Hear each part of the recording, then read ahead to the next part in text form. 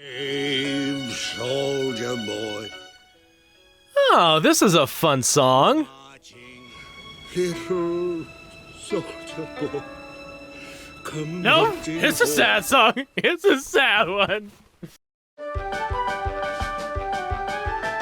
Hello interwebs, I'm Eric and welcome to TheLooneyTurtle. If you haven't noticed yet, I kinda like cartoons, from Steven Universe to Gravity Falls, or even the weird internet cartoons like Llamas with Hats or Starbarians. I would say one of Vivzy Pop's animations, but my goodness, the list is endless. Cartoons are always awesome to watch, but last year I noticed something that's been nagging at me. It's the type of thing you don't always focus on when watching a cartoon, which has made it a bit difficult for me to try and tackle. On the one hand, it's just a cartoon, why should I care about this? But on the other hand, any decision that a creator makes will have an impact on how the viewer reacts to the cartoon. So in order to tackle this, we can't think of it from a viewer's perspective, we have to think about it from a creator's perspective. And as much as I enjoyed all of the shows I'm about to mention, I'm going to be discussing the creative decisions and how that might impact a viewer. Not to criticize the decisions of these creators, although there will be a fair bit of that, but to break them apart and understand what's working versus what isn't. Okay, so what's this video about? Why are some songs more memorable than others? Why do I remember songs like Leaves from the Vine, Other Friends, or True True Friends, while others fade into obscurity like Inside Every Demon is a Rainbow, The Magic of Friendship, or Here We Are in the Future? That's not to say that any of them were bad, I like all of them, but I can recite every word from the first three, while the last three are hazy at best. They didn't stick with me, and I want to know why. To that end, I started to rewatch the cartoons they appeared in. Leaves from the Vine was at the end of an episode of Avatar: The Last Airbender, where Iroh helped a few people around Ba Sing Se, an Earth Kingdom settlement that he once led a great siege against, but now is a humble refugee. He sings this song in the middle of the episode with little more than a beard pull to punctuate it, but later in the episode, which is pretty short to begin with, he sets up a memorial and says, If only I could have helped you. then begins to sing. It casts his interactions in this episode as well as the song in an entirely different light, because the song is for his son. Songs can be personally relevant to the death of a loved one, and Leaves from the Vine is enhanced by including this very personalized song around it. Without the episode to support the song, it's just some folk song, and conversely, without having the song in the episode, that gut-wrenching moment of realization and connection to the rest of the story is lost. Both the song and the story need each other to be fully enjoyed. And if you want a more detailed examination of this song, I'd highly recommend you watch this video by Hello Future Me after this video. But the other songs have this sort of connection too, don't they? Well, Maybe I'm not getting through to you.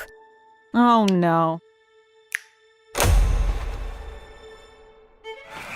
did you see that? See what? Before the song starts, the screen cuts to black, and the same sort of cut happens at the end where Charlie has her hands raised in one shot, then raises them again in the next. Well, yeah, but that's just her singing. But by doing that, the animators have visually separated the song from the rest of the story, and even more, when Charlie starts singing and making all of these amazing animations happen, there's no in-world explanation behind how she's put it together. Well, that doesn't matter, it's just musical logic. Which pulls a viewer out of the world. Something that all creators utilize to some extent is a viewer's suspension of disbelief. We can believe that talking turtles and mermaids exist, we can accept that magic exists, but when you do something that doesn't make sense, even by the standards of this magical world, it breaks the viewer's suspension of disbelief. Oh, so you just want musical numbers to be bland and boring. No, I love seeing animators throw together amazing displays of their talent. Inside Every Demon is a Rainbow works, but not in this context. At this moment in this story where Charlie is on a news segment with no preparation explaining her dream of making a rehabilitation hotel in hell, this song makes absolutely no sense. Because there are too many unanswered questions begging to be asked. Who are these two? Where did this piano come from? When did Charlie plan this song? Where's this? Where's this? Where's this? They were in a newsroom with one table a second ago. Where did Charlie have all this stuff set up? Well, there's no way for it to make sense. It's just a musical number. And that's where you're wrong. You can actually make an amazing and visually stunning musical number that takes place on nothing more than a table. And best of all, you can do it without breaking an audience's suspension of disbelief. And how the heck would you do that? Well,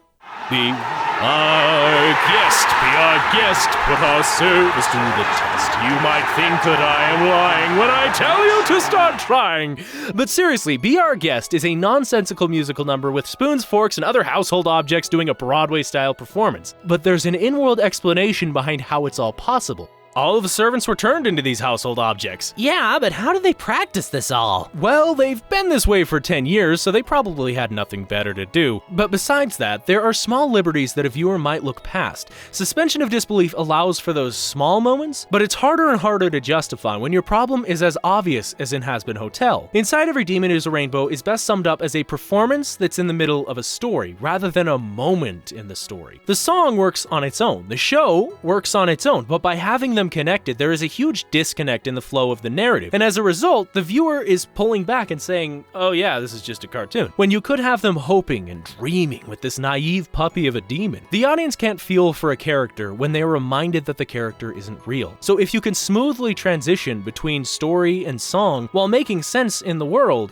the audience will be more invested overall. And the sad thing is that Hazbin Hotel made a perfect song later in the exact same episode when Alistair gives his rendition of this song. Like, seriously, Alistair is a powerful demon that just magics everything up, and there are visual cues to show how everything's appearing, and that some characters aren't enjoying how he's manipulating the world around them. What's even better is the spatial awareness. Mind you, it's not perfect, but it's clear through the entire musical number that they are only ever in the lobby of the hotel. Alistair throws Charlie and she lands on top of the stairs. They then go down the stairs, over to the bar, around the hallway, to the fireplace. It's easy to figure out exactly where they are, and that was an improvement overall that, honestly, I'm sure that VivziePop will continue doing in the future. I mean, Hell of a Boss's first episode was streets ahead of the original, so I have high hopes for Hazbin Hotel. Okay, so songs need to connect to the story, make sense in the world, and maintain a viewer's suspension of disbelief. Well, Here We Are in the Future did that. Why didn't you like that song? Because it didn't. Oh, come on. It started out all like, here we are in the future, my tragic backstory. Here we are in the future, my tragic backstory. Exactly. On my first viewing, I actually found myself hovering over the skip button because I know this already. I've been following Garnet, Amethyst, Pearl, and Steven for years at this point. Why are you telling me who they are again? Well, not everyone knows that. Yeah, and not everyone needs to know that. If you remove this song from the movie, there is enough information given that the audience can somewhat fill in the details. Garnet is all about love, Pearl is about independence, Amethyst treasures belonging, and Steven keeps on changing. If you haven't seen their journey, then you can at least figure out these traits through how they get reformed. But instead, this song was used to give the audience an exposition dump. That breaks the audience's suspension of disbelief. Why did Pearl or Amethyst give their backstory to people that they've known for years? Garnet at least makes sense because she's talking to other gems, but why did the other two? Amethyst is only in earshot of Steven, and the only other human on the beach for Pearl's spiel just went to space camp. So overall, while this song was a nice refresher on the world of Steven Universe, it didn't contribute to the story, quickly showed locations, but it was more of a detour rather than a vital part of the story. Contrast this with Belle. In the song from Beauty and the Beast, Belle is walking through her small town. In it, we're informed of a lot of things, like how she's interested in books, how this town has a lot of interesting characters, who Gaston, the main villain, is, and just how much Belle doesn't fit in. The song does this through the music and interactions of the characters. Unlike Steven Universe, it didn't have to give us Gaston or Belle or any of the townsfolk's entire backstory. It just established what we needed to know for the story. Belle likes books, she doesn't fit in, and Gaston wants to marry her. That's the main beats, but small things are established as well, like who Gaston's helper is, that we're somewhere in France, there's bartering, and so much more. Some of these details aren't too important to the story, but it helps in setting up the world. And it maintains our suspension of disbelief by having the townsfolk talking to each other. Look, there she goes, that girl is strange, no question. And distracted, can't you tell? And everyone in the scene is in a consistent place. Belle isn't running to all of the major set pieces of this story, only to end up where she started. She's walking around her town, getting a book,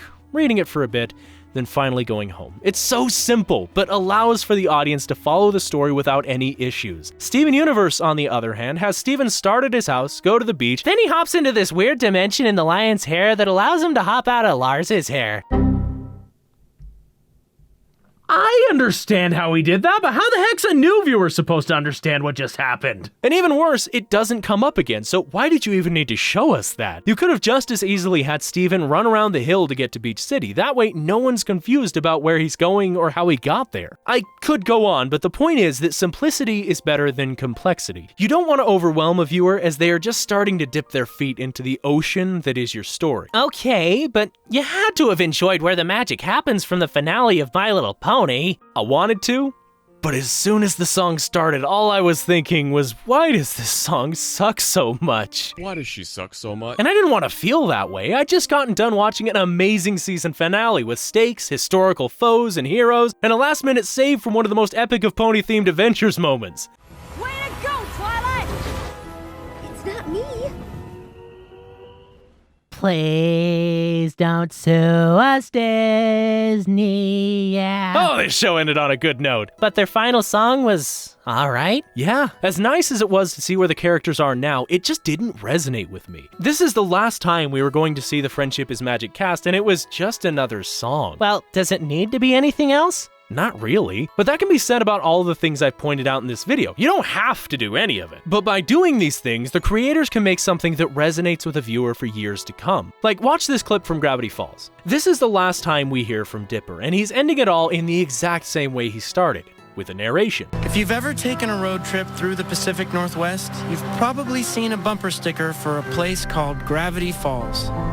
Aside from the verbal callback, as soon as he starts this, we hear the main theme song, something that the viewer has heard upwards of 20 times at this point. All the while, we see a few key characters from the show and where they are now. Not through the lens of decades of time passing, but right now, in the moment, as Dipper and Mabel are leaving this weird summer vacation behind. It's a very sad but memorable moment that has, since 2016, stuck with me as a viewer, and part of that is due to how it reframed the entire show. Rather than it being an upbeat and comical moment like the rest of the show, it's a somber farewell. How would you have done something similar for My Little Pony? Well, in all of these examples, the song doesn't seem to be the issue, it's how the song is implemented. The same applies to the magic of friendship. It fails at almost all of the things I've mentioned. It connects to the story, but doesn't make sense in the world. It's got a simple message, but there's too much going on. It reminds us of the characters in this world, but not the themes we've been exploring. And actually, on that note, who are these characters? I mean, I know that Luster walks away with them at the end of the song, but